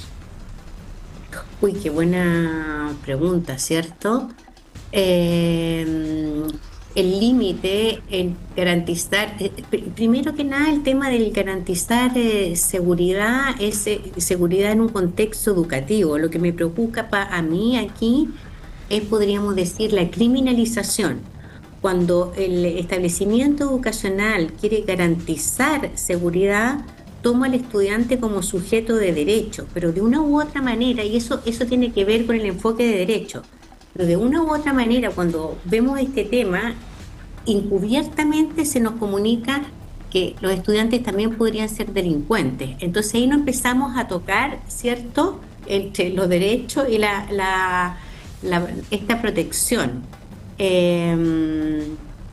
Por ahí va mi respuesta, porque el límite, como tú, así la pregunta es bien buena, porque el límite es bien delicado, ¿cierto?, porque en realidad por garantizar seguridad quizás estamos violando ciertos derechos de los niños, pero más que eso, digo yo, estamos sobre todo incidiendo en no poder establecer las medidas necesarias para la erradicación de la violencia. No nos vayamos a quedar en que los pórticos nos van a proteger, no pensemos que son mecanismos fáciles de instalar, aquí hay procesos que desarrollar más que mecanismos que instalar. Paula, el proyecto contempla incluso poder llamar a carabineros o tal vez la PDI si un apoderado no concurre. ¿Esto puede terminar en el fondo policializando los colegios? Mira, ya los colegios están altamente judicializados, altamente. Cuando uno les pregunta qué hacen los equipos de convivencia, hay varias preguntas. Por ejemplo, hago prevención, gestiono la violencia. El otro ítem tiene que ver con realizo acciones tendientes a responder a la política pública, realizo acciones tendientes a minimizar multas. Cuando tú preguntas así, los encargados de convivencia lo que más hacen es acciones tendientes a responder a la política y a minimizar las multas. O sea, hacen gestión. ¿Por qué? Porque está altamente judicializado, ningún colegio quiere tener una multa y para no tener multa tengo que tener todo en orden y cada vez que pasa me gasto mucho tiempo en eso. O sea, ya el ambiente está altamente judicializado. Y en segundo lugar, lo que tú me dices, yo personalmente lo encuentro muy delicado, un poco en lo que yo te he dicho, ¿ya? La literatura lo que dice que cuando tendemos a excluir ciertos chicos, porque lo que pasa es que las aplicaciones de revisión, por ejemplo, de mochilas o revisión de bolsillo, Chile habló en dos medidas, una de hacerla general a todo el curso, todos abren sus mochilas, y otras particulares. Pero lo primero que te quiero decir es que todas estas medidas de control sobre estudiantes nunca han sido neutras. Tenemos toda la voluntad que sean neutras, pero la verdad que en el extranjero la evidencia que muestra toda la investigación internacional es que no es neutra. Se aplica siempre más a chicos, por ejemplo, en Estados Unidos, afroamericanos, hombres de bajo nivel socioeconómico con retraso escolar. En Chile, por ejemplo, la investigación lo que demuestra, no teníamos este tipo de sanciones, teníamos otras, como expulsiones, anotaciones reiterativas, llamadas a los apoderados. ¿Y a quién se aplica? También a chicos, hombres de nivel socioeconómico con sobreedad, es decir, que han sido repitentes y además que han tenido alguna necesidad educativa especial. O sea, lo primero es decir que aquí hay sesgos en la aplicación, se los aplicamos más a algunos. Segundo, la aplicación de la revisión de la mochila es un tema súper delicado, ¿ya? Es un tema delicado, se propone llamar al apoderado, si el apoderado no está, se dice que en situaciones eventuales, pero que creo que genera una tremenda complejidad para la escuela. O sea, ¿quién tiene que hacer esto? El encargado de convivencia escolar. ¿Qué atribuciones tiene él? ¿Cómo lo hace? Vamos a empezar a formar encargados de convivencia escolar con ciertas destrezas que tienen las policías, ya sea la PDI o Carabineros. ¿Cómo se lee eso en un ambiente escolar? Yo lo encuentro súper complicado, porque en realidad ahí sometemos a los profesores a ampliar, digamos, a abandonar el ámbito netamente educativo y pasar a tomar medidas de control y seguridad que no han estado puestas sobre la escuela. Eso por una parte. Y por la otra parte está este chico, ¿cierto?, que obviamente ha sido de una u otra manera sindicado como criminal, porque es así que te tengo que revisar, porque la ley dice que en situaciones que tenga sospecha evidente que hay, y voy constituyendo a este chico en un futuro posible criminal, le voy comunicando esto, ¿ya? Mira, no sé si te recuerdas que hace un par de años, desgraciadamente, un chico de un colegio particular que la encargada de convivencia lo pilló con 2 gramos de marihuana, que era bien poco, y se llamaron a Carabineros, y el chico terminó suicidándose. ¿Por qué? Porque en realidad estamos frente a una etapa del desarrollo súper delicada. O sea, los chicos que están en la transición entre sexto básico y después la media están conformando su identidad, pero también son súper vulnerables, y Chile está con un tremendo problema de salud mental. Entonces, yo estas medidas encuentro que son complejas para la escuela, ¿ya? No digo que no se hagan nunca, cada escuela tendrá que ver si es una situación súper coyuntural, pero sí digo que esa aplicación así como generalizada la encuentro muy delicada y no van a ayudar a reducir la violencia, no se reduce así. Paula, queremos agradecerle por este tiempo que nos ha entregado y dejarnos un poquito más claro también este tema que está en el tapete público en nuestro país y que también va a traer seguramente bastantes conversaciones al respecto. Súper. Muchas gracias. Hasta luego. Despedimos a Paula Ascorra, académica de la Escuela de Psicología de la Pontificia Universidad Católica de Valparaíso. Las 14 horas con 22 minutos, estamos con más informaciones porque la ministra Lincolao enfrenta cuestionamientos luego de revelarse encuentros con representantes ligados a Google y Meta que no fueron inscritos en la plataforma del lobby. Tenemos más detalles en la siguiente información. Volvió a quedar en el centro de la controversia tras conocerse reuniones sostenidas con representantes vinculados a Google y Meta, que no habrían sido registradas oficialmente. De acuerdo a antecedentes publicados por La Tercera, uno de los encuentros se realizó de manera telemática el pasado 4 de abril con representantes relacionados con Google, mientras que otro se concretó días después junto a ejecutivos de Meta. La ministra aseguró que las reuniones tuvieron un carácter técnico y administrativo, descartando irregularidades, y afirmó que el objetivo era abordar temas asociados al funcionamiento institucional y plataformas tecnológicas. La situación se suma a otras polémicas que han afectado a la secretaria de Estado durante los últimos meses, incluyendo cuestionamientos por su declaración patrimonial y la salida del ex subsecretario Rafael Araoz. Las 14 horas con 23 minutos. La lista encabezada por Patricio Kiesbert acusó falta de transparencia en la decisión del Tribunal Supremo del Partido de la Gente y anunció acciones ante el Tricel para revertir la anulación de las elecciones internas realizadas en el mes de abril. Tenemos más detalles en el siguiente informe.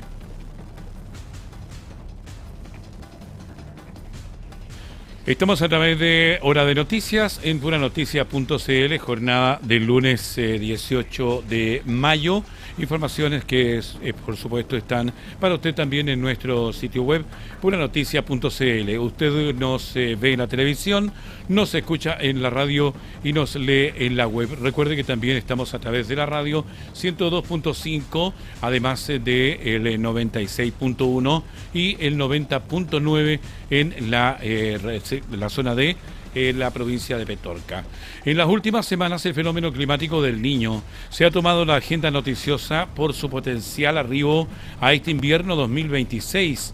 Específicamente se ha advertido de una versión más intensa de lo normal, por una versión más intensa, decía, de lo normal, por lo que se ha bautizado como Godzilla, Para abordar más sobre este complejo fenómeno climático, estuvo con nosotros en Pura Noticia Matinal la coordinadora jefe de Meteorred Chile, Pamela Enríquez, quien entregó detalles sobre esta futura situación. Escuchemos lo que fue parte de esta interesante conversación. ¿Qué va a pasar con el niño? Porque estamos preocupados con el niño Godzilla, nos están metiendo miedo, dice que hay que prepararse. Cuéntanos, primero, ¿por qué se llama Godzilla este famoso fenómeno del niño? Bueno, primero que nada comentar que el fenómeno del niño es lo que ocurre en el Pacífico ecuatorial central, muy lejos de nosotros, en el centro del Pacífico, donde las temperaturas son anómalas.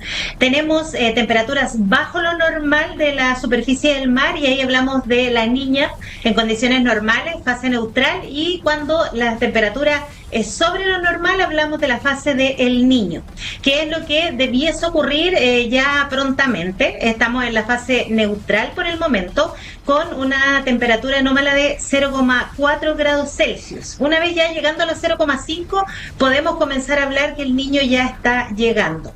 Ahora, lo importante de destacar, Jorge, que una cosa es que la temperatura superficial del mar aumente, ¿no es cierto? Y podamos decir que el niño ya está presente respecto a las temperaturas del mar.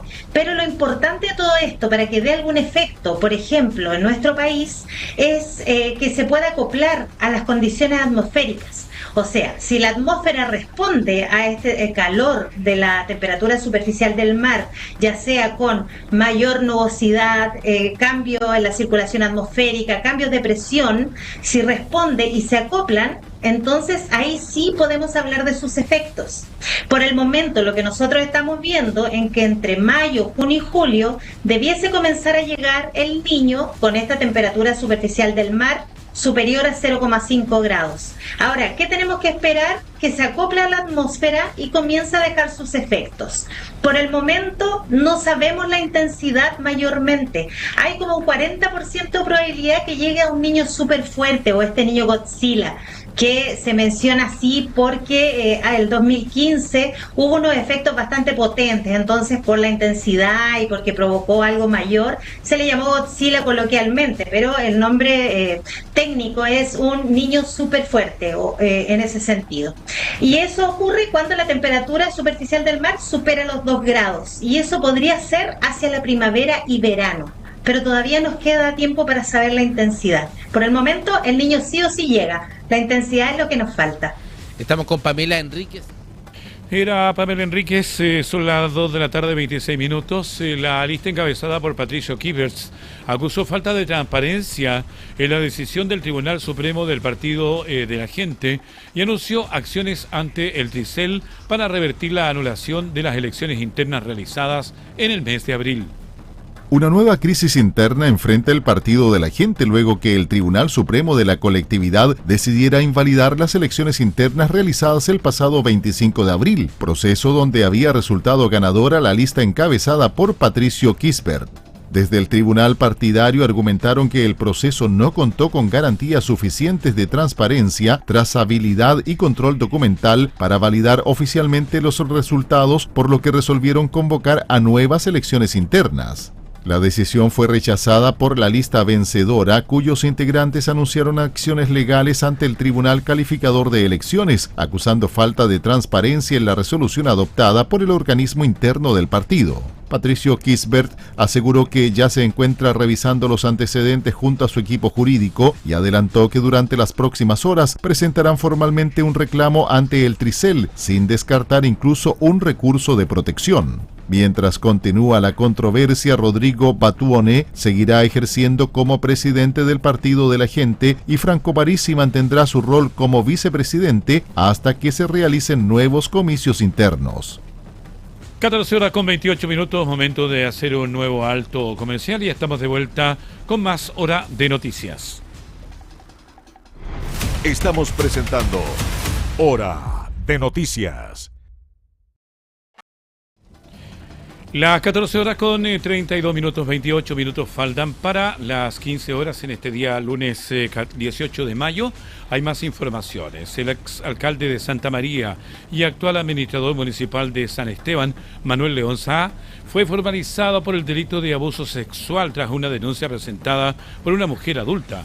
Según informó la Fiscalía de los Andes, los hechos investigados habrían ocurrido durante la madrugada del día sábado 16 de mayo en el domicilio de la denunciante, quien era conocida del imputado.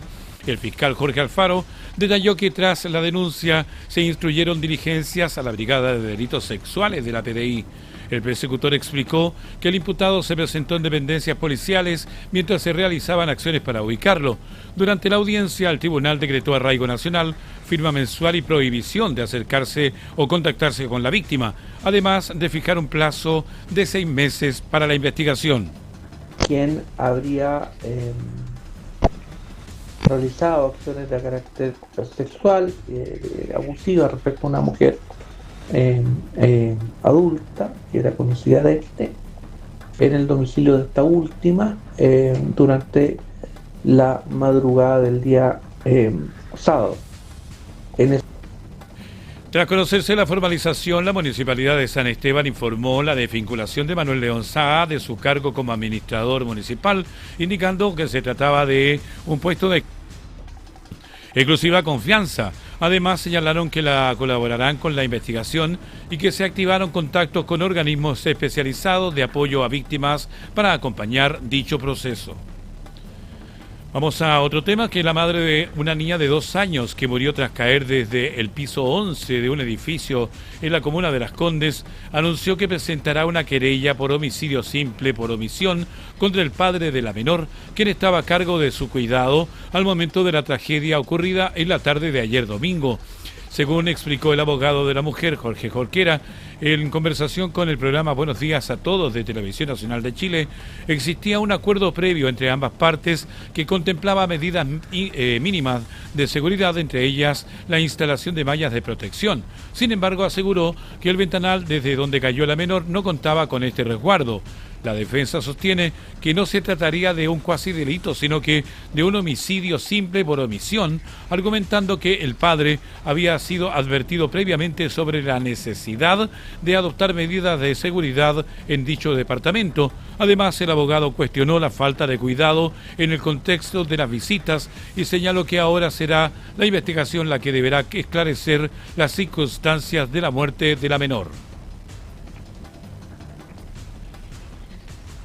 14 horas con 35 minutos, vale decir que faltan 25 minutos para las 15 horas.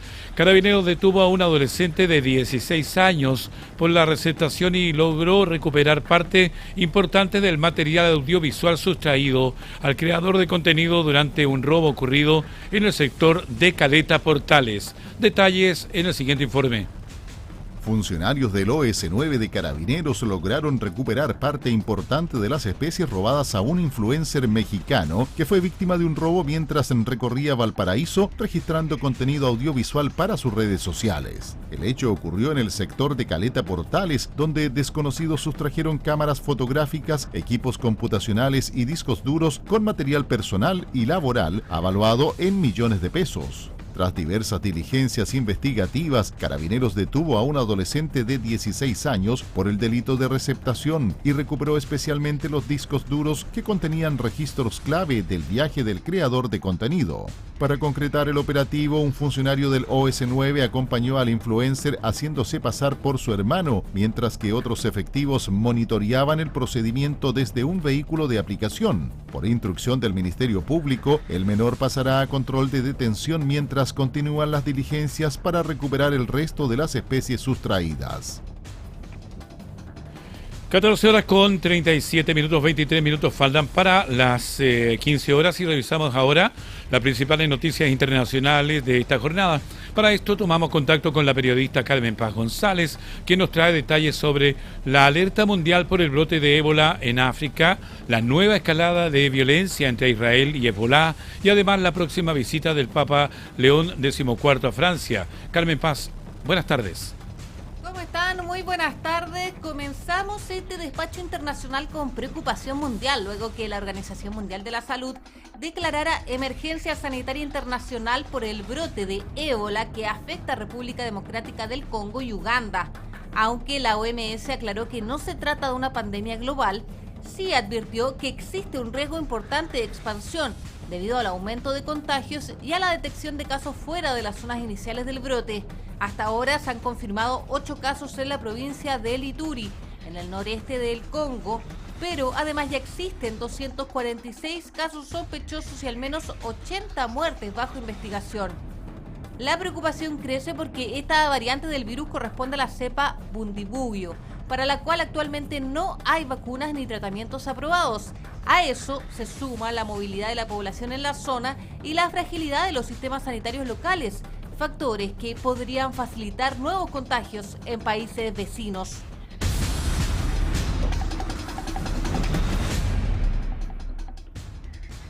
Y vamos a seguir en Medio Oriente porque Israel y Hezbollah retomaron este domingo los combates en el sur del Líbano, pese a que ambas partes habían extendido recientemente un alto al fuego por 45 días. Las milicias chiitas confirmaron ataques con cohetes contra posiciones militares israelíes, mientras que el ejército de Israel respondió ordenando evacuaciones forzadas en varias localidades del sur libanés ante un inminente bombardeo. Además, Israel informó que 4 soldados resultaron heridos tras la explosión de un artefacto en la frontera, uno de ellos en estado grave. La comunidad internacional mira con preocupación este nuevo intercambio de ataques debido al riesgo de una escalada mayor en la zona.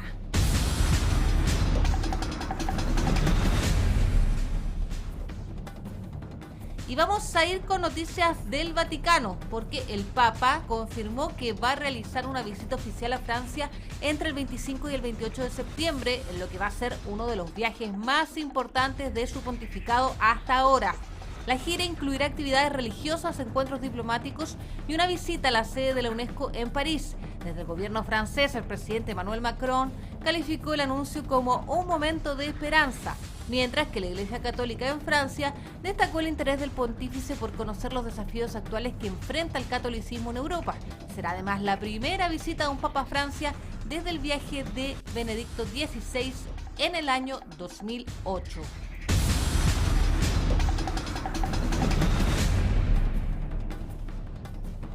Y volvemos a Estados Unidos porque 2 aviones de combate F-18 de la Armada de Estados Unidos quedaron completamente destruidos luego de colisionar en pleno vuelo durante una exhibición aérea que fue realizada en la base aérea de Mountain Home en el estado de Idaho. El accidente ocurrió mientras 2 cazas EA-18G Growler del equipo Vikings realizaban maniobras en paralelo en el marco del festival Gunfighter Skies. Según testigos y organizadores, ambas aeronaves se engancharon en el aire antes de precipitarse a tierra.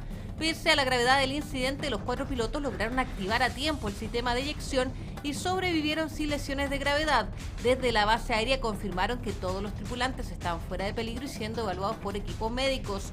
Equipos de emergencia y un helicóptero tuvieron que acudir rápidamente al lugar del accidente, un espectáculo aéreo que se realizaba por primera vez en 8 años, luego de haber sido suspendido tras accidentes fatales ocurridos en ediciones anteriores.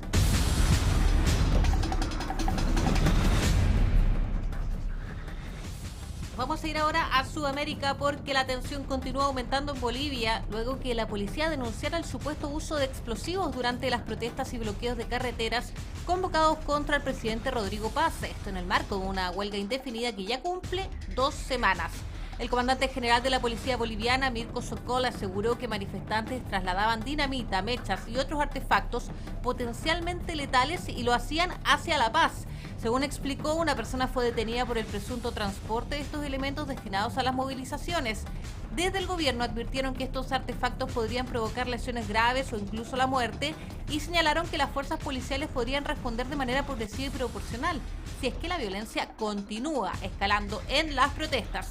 En paralelo, grupos afines al expresidente Evo Morales iniciaron una marcha hacia la sede de gobierno y es para exigir la renuncia de Rodrigo Paz en medio de un complejo escenario político y social que mantiene en alerta a las autoridades bolivianas. Dejamos hasta aquí la revisión de noticias internacionales. Seguimos con ustedes en el estudio. Gracias, Carmen Paz. Vamos de inmediato a esta hora con nuestro periodista Joaquín Arias, que nos tiene la información del deporte. ¿Cómo estás, Joaquín? Buenas tardes, bienvenido a Hora de Noticias. ¿Qué tal, Ricardo? ¿Cómo estás? Así a hacer el análisis de lo que fue esta última semana con el club de la quinta región, pero no el tiempo de hablar solamente de aquellos equipos que disputaron partidos en la primera división, y vamos a arrancar con el Bien, vamos a mejorar el audio, Joaquín, y ya estamos de vuelta con lo que son las informaciones deportivas de nuestra región. Vamos a cambiar, vamos a irnos al tenis porque Tomás Barrios ya tiene programación para su debut en el Quality de Roland Garros. Barrios está en el número 135 del ranking de la ATP y es el único representante chileno en la quali del Roland Garros, segundo Grand Slam de la temporada y cuya fase clasificatoria arrancó hoy lunes.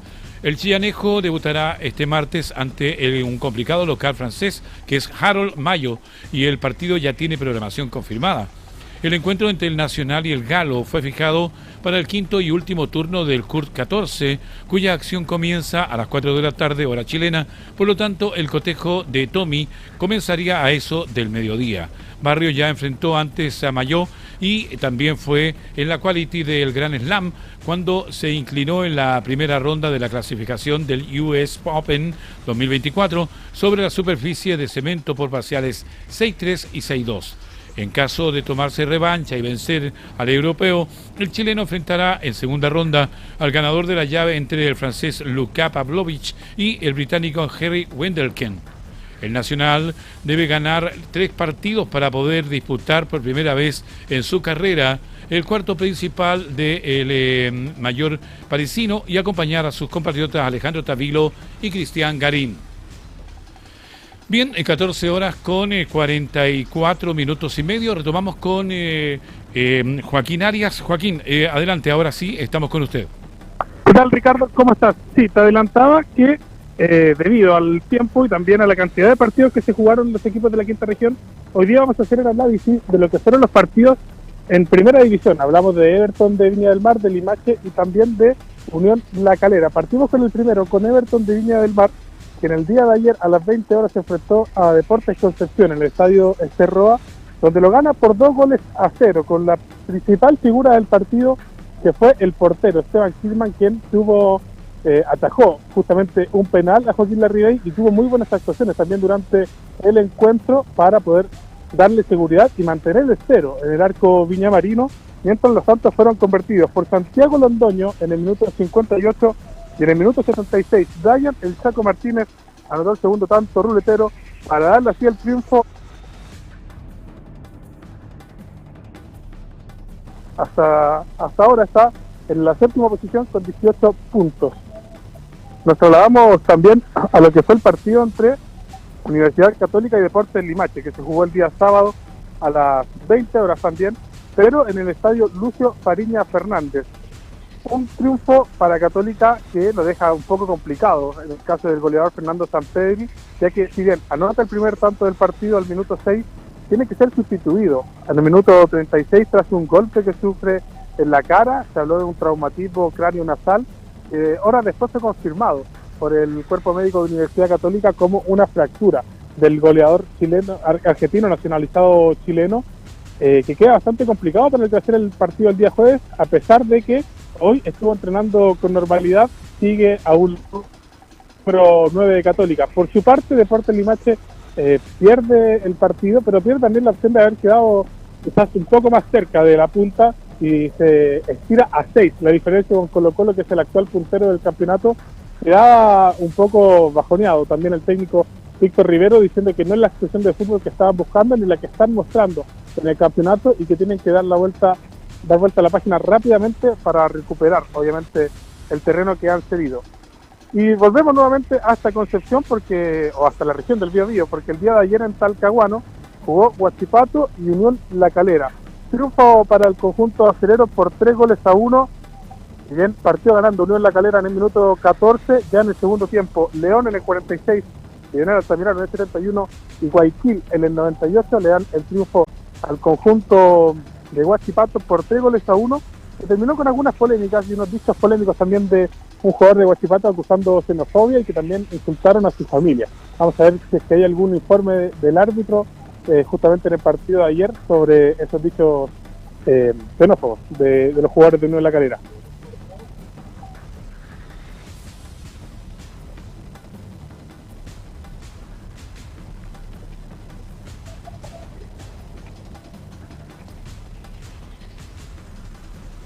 Bien, informe que nos estaba entregando Joaquín Arias. Gracias por el informe de Joaquín, porque vamos al fútbol internacional, pero que tiene involucrados a chilenos, porque el Sevilla Fútbol Club aseguró matemáticamente la permanencia en la Liga de España, pese a caer por 1-0 ante Real Madrid.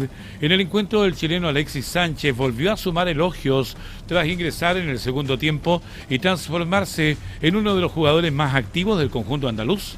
El delantero nacional estuvo cerca de convertir el empate en los minutos finales, aunque falló una clara ocasión frente al arco.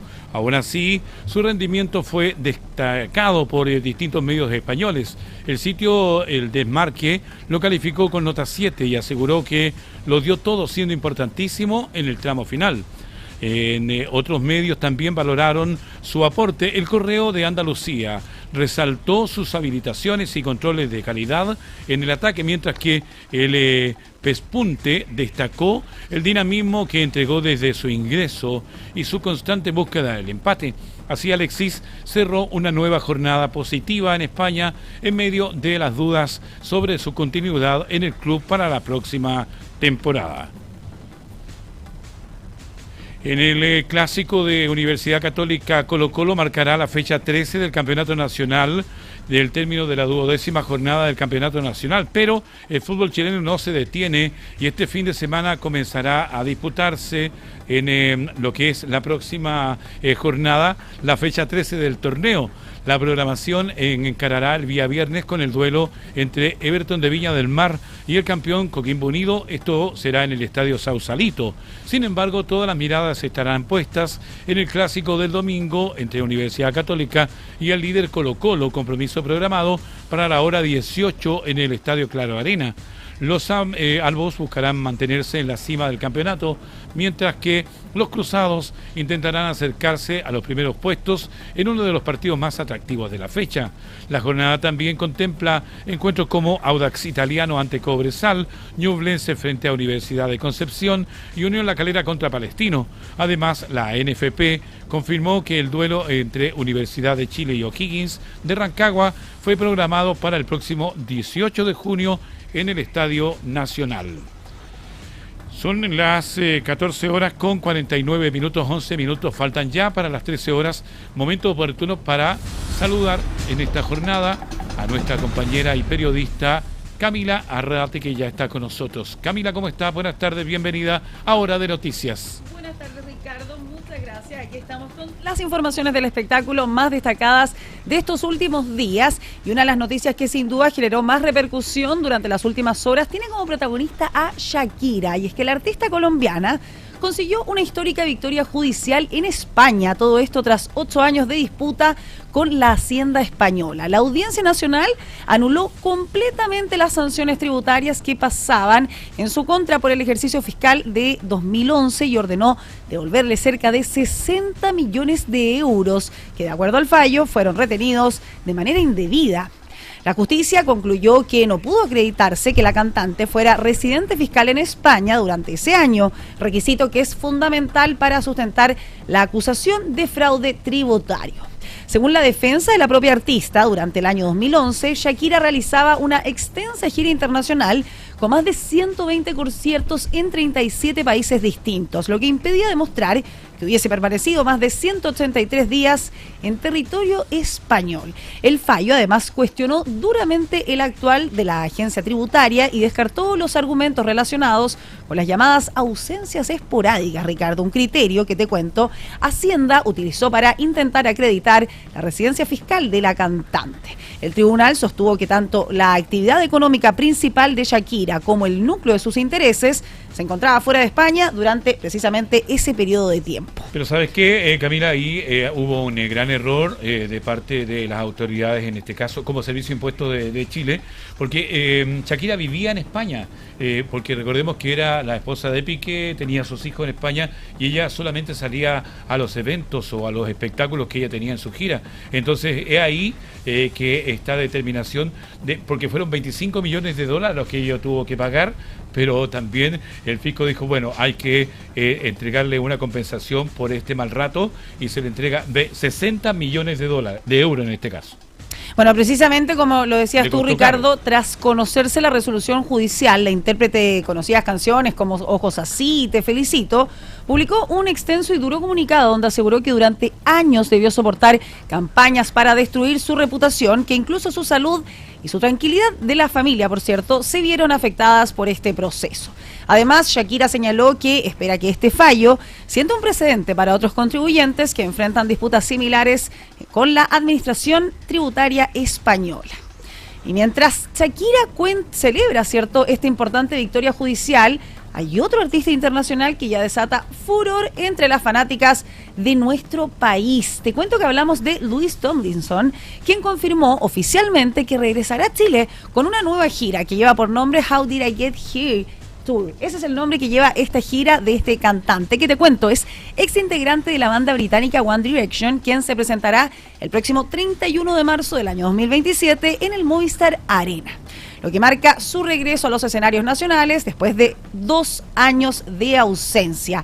Este anuncio provocó una verdadera explosión a través de las redes sociales, donde miles de seguidores comenzaron inmediatamente a compartir publicaciones, a organizar campañas y también poder anticipar la ya tradicional guerra por conseguir estas ansiadas entradas. El regreso del cantante británico llega impulsado por el éxito de su nuevo disco, lanzado este preciso año en curso 2026, y que incluye canciones como Lemonade, Imposter y Sunflowers. Con esta nueva etapa musical, Tomlinson busca consolidar definitivamente su carrera como solista tras el fenómeno mundial que fue One Direction, la recordada banda británica, no sé. Tremendamente recordada. Además, recordemos que ya hubo también visitas a nuestro país, pero ahora él viene con solamente como un gran intérprete y solista, ¿no? Claro, Ricardo, viene como solista a suelo nacional. Bien, pues vamos a agradecerte, Camila. Nos pusiste la nota de belleza en el set, así que nos vamos a ir. Tenemos también atrás de cámara también más belleza. Nos vamos a despedir con titulares de esta jornada. CADEM, aprobación del presidente José Antonio Kast, cae a su nivel más bajo desde el inicio de su mandato. Criteria, 76% de los chilenos entendió suma una promesa concreta de expulsión de migrantes anunciada por Kast. Proyecto de reconstrucción nacional entra en semana clave y se encamina al Senado. Gobierno regional de Valparaíso dejará de financiar fiestas y ferias en las 38 comunas. Ministro de Transporte pone en duda el tren de Valparaíso-Santiago y asegura que fue anunciado sin estudio. Gobierno frena Aeropuerto Internacional de Concón. Rodrigo Mundaca acusa que el proyecto fue metido al cajón. Exalcalde de Santa María fue formalizado por abuso sexual y salió de la municipalidad de San Esteban. Informaciones que hemos tenido en esta jornada de Hora de Noticias en puranoticia.cl. Usted nos ve en la televisión, nos escucha en la radio y nos lee en la web. Las noticias como a ti te gustan. Que tengan una buena jornada. Buenas tardes. Puranoticia.cl presentó Hora de Noticias